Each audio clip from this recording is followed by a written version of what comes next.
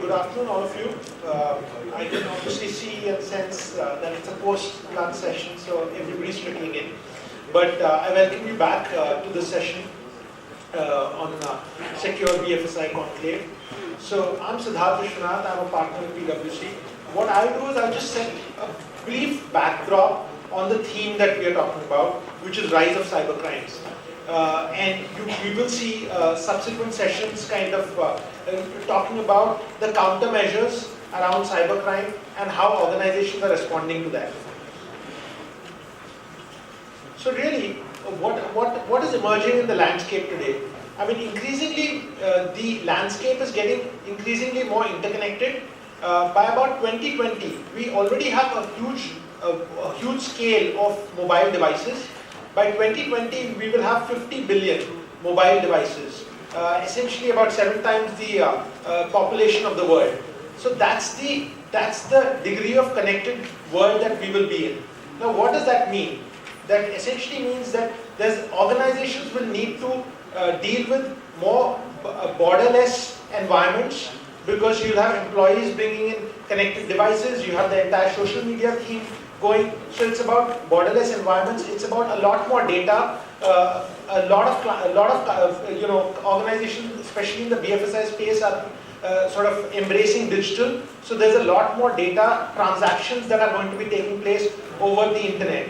So that's really what we are seeing. So that essentially will expand the attack surface from a cyber standpoint.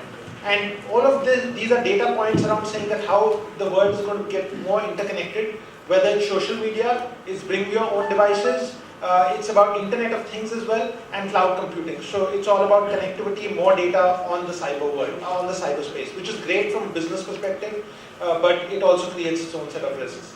And what's happening from a threat dimension perspective?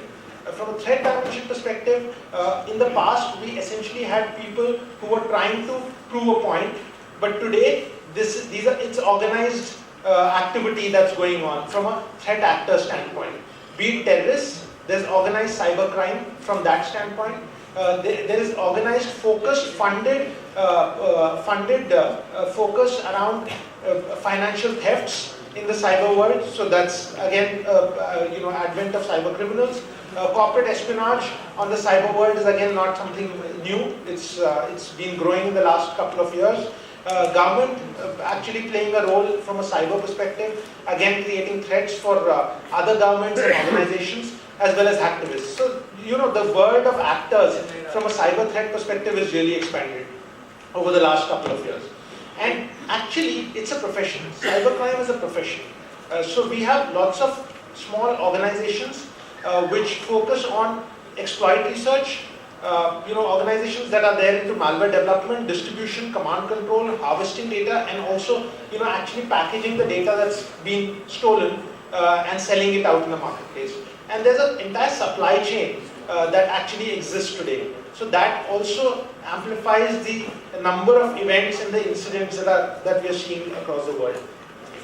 So we've done a little, a survey, and over 2 years we find that large organizations which are more than $1 billion in revenue have actually had 44% more number of incidents. And this is just on the sample that we surveyed over 2 years. So, I mean, clearly, all of what we're talking about in terms of the threat landscape, the attack surface widening, the threat actors, manifesting and increasing multifold and becoming more organized is actually reflective of the data as well. But is this just a global phenomenon?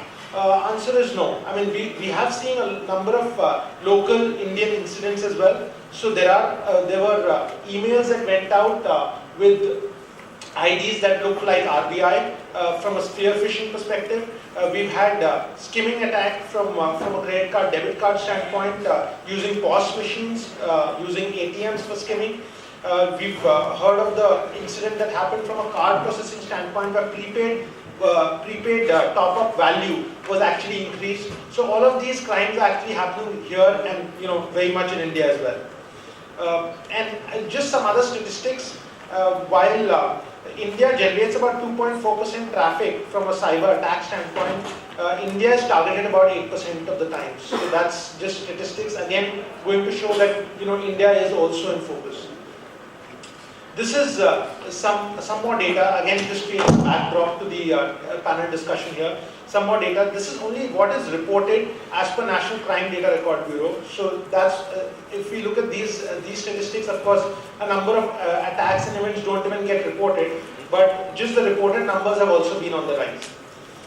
So what do we need to do as organizations, and what are organizations doing? So there is a clear shift between the traditional approach, which was essentially around vulnerability management of your IT infrastructure and your applications, and securing your perimeter, to really going and looking at the end devices and securing the end devices, moving more into behavior profiling, monitoring, and analytics. So we have moved, and a lot of organizations, many of the organizations have actually successfully moved and are moving in their journey towards a lot more analytics and incident response. So that's really the direction in which organizations are moving.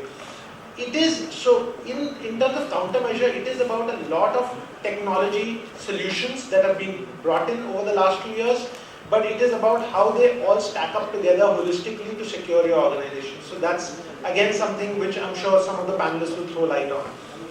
So it is not, but having said that, it's not just about technology, it's about people, it's about your ecosystem of partners, your vendors, outsourcing agencies, your distributors. So it is also about your connections. It is about how you respond during crisis.